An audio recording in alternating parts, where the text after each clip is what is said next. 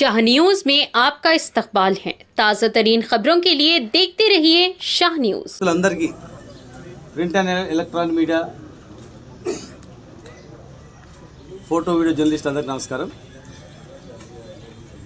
ముఖ్యంగా ఎంతో శ్రమ పడి పార్టీ కష్టపడి గెలిచినటువంటి మా కార్పొరేటర్లు అందరూ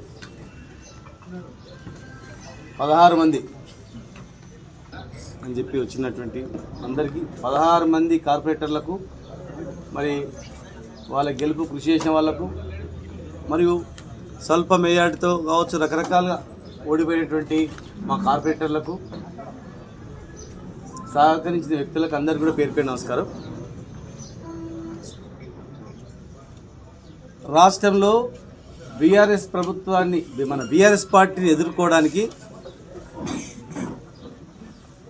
సిద్ధాంతాలకు అగెనిస్ట్గా ఈరోజు ఇక్కడ మహబూబ్నగర్లో చాలా ప్రాంతాల్లో అన్ని పార్టీలు ఐక్యమై మరి బీఆర్ఎస్ని ఓడించడానికి ప్రయత్నం చేసింది.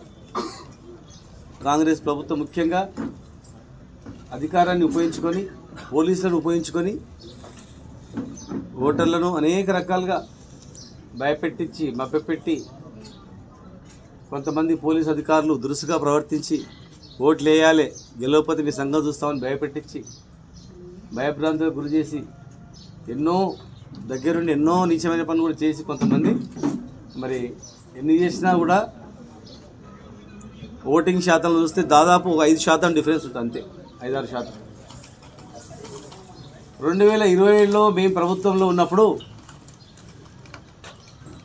ఉమ్మడి జిల్లాలో ఒక 5% కూడా లేదు గెలిచినటువంటిది. ఇవాళ 2.5 సంవత్సరాల్లోనే దాదాపు 30% వరకు బీఆర్ఎస్ పార్టీ నాయకులు గెలవడం, ఓడిపోయినా కూడా స్వల్ప మెజార్టీతో. ఈరోజు మేము దాదాపు 5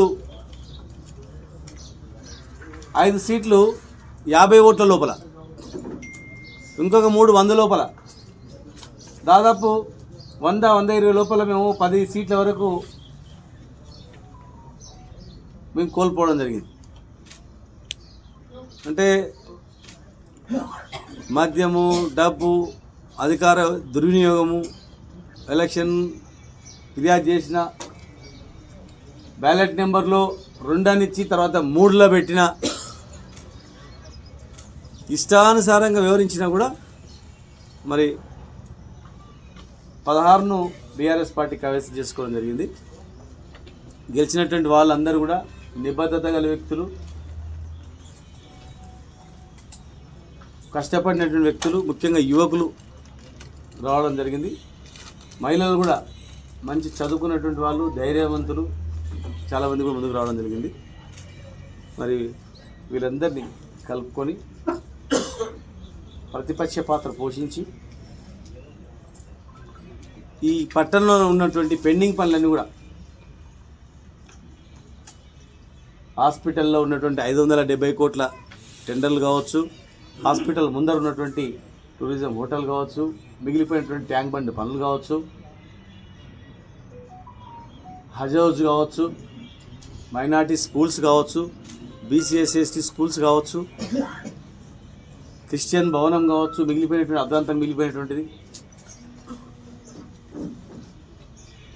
ఇంకా అనేక రకాల పనులు ఇక్కడ నిలిచిపోయాయో అవన్నీ కంప్లీట్ చేసే దిశగా ఖచ్చితంగా మా నాయకులు ఒత్తిడి తీసుకొచ్చి ఆ పనులను వేగవంతం చేసేటట్లు టీడిగుట్ట చిందార్పల్లి దగ్గర మిగిలిపోయినటువంటి బైపాస్ రోడ్ను కంప్లీట్ అటు అప్పన్నపల్లి కలిపేటట్లు, ఆ మిగిలిపోయిన ఆ పని కూడా కంప్లీట్ అయ్యేటట్లు